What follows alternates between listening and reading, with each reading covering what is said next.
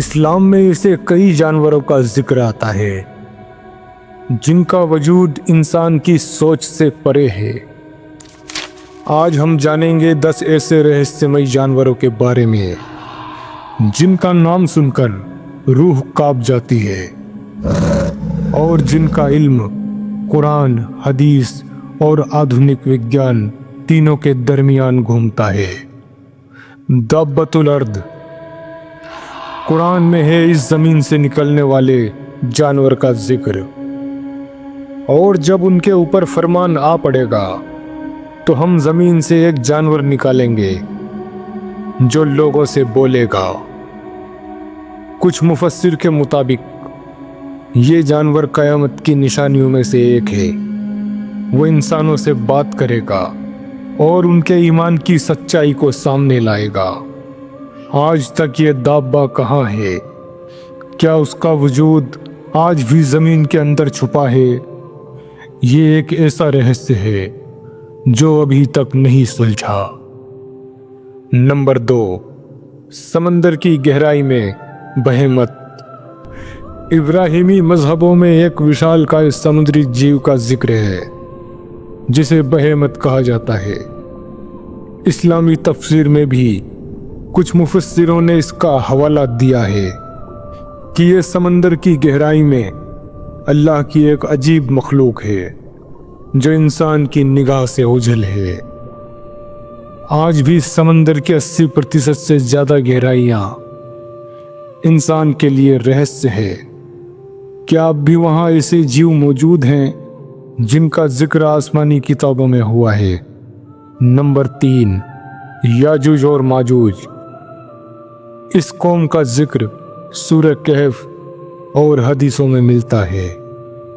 اس قوم کو حضرت ذوالقرنین نے ایک دیوار کے پیچھے قید کیا تھا۔ وہ آج بھی کسی زمین کے کونے میں ہے اور ایک دن نکلیں گے۔ مانا جاتا ہے کہ یہ قوم انسان سے بڑی طاقتور ہے اور شیطانی فطرت والی ہے۔ ان کے پاس جانوروں جیسے روپ ہے۔ کیا یہ انسانی شکل میں ہوں گے یا جانور جیسے؟ یہ سوال آج بھی کھلا ہے۔ نمبر 4، اڑنے والے سانپ۔ عرب اور افریقہ میں اڑنے والے سانپوں کی کتھائیں بہت پرانی ہے۔ وگیان بھی یہ مانتا ہے کہ کچھ سانپ ہوا میں پھسلتے ہیں، لیکن کیا یہ وہی اڑنے والے سانپ ہیں جن کا ذکر تاریخوں میں آتا ہے؟ نمبر 5، النقہا، اللہ کی اونٹنی۔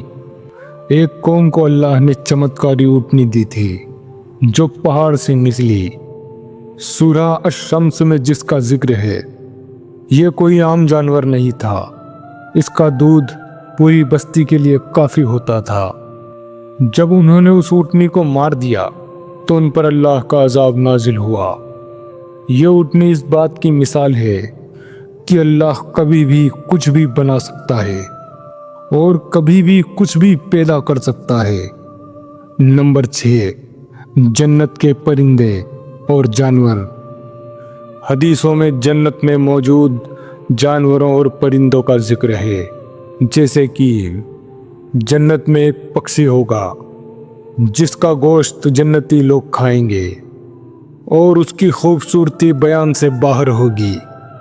صحیح مسلم۔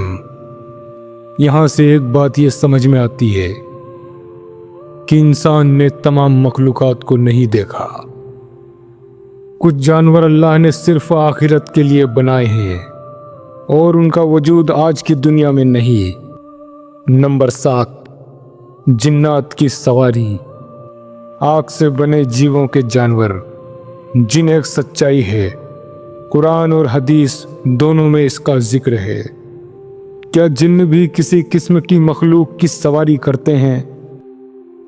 کچھ پرانے اسلامک قصوں میں جنات کے پاس اڑنے والے گھوڑے یا وچتر جانوروں کا ذکر ملتا ہے۔ کیا ان جانوروں کی نسل الگ ہے یا پھر وہ ایسے ہیں جو انسان کی نظروں سے غائب ہے؟ نمبر 8، سمندر کی رہسیمئی مخلوق۔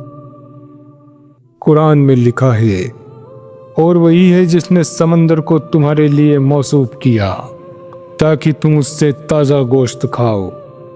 وگیان نے حال ہی میں ایسی مچھلیاں کھوجی ہے جو ہزاروں فٹ نیچے اندھیرے میں روشن ہو جاتی ہے۔